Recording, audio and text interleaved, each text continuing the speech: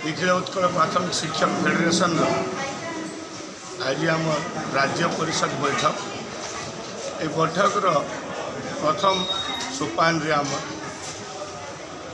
आमर शिक्षक शिक्षादान और शिक्षायतन पर आलोचना हेब। ये बैठक रे आमर मुख्य अतिथि हिसाब से सांसद माननीय सांसद जाजपुर एवं जाजपुर जिला बीजेपी सभापति माननीय पूर्वतन शिक्षा मंत्री श्रीयुक्त समीर कुमार दास महोदय उपस्थित थे, उद्घाटन करते आमको मार्गदर्शन करते आलोचना करते। वर्तमान आमर प्रथम पर्याय बैठक आरंभ हो आलोचना चली। द्वितीय पर्याय बैठक रे आमर राज्य परिषद आम बैठक हम से आलोचना हम संघ किपरि सुदृढ़ कर संगठन संविधान को किपरि श्रृंखलित हिसाब से आम मानि चलू।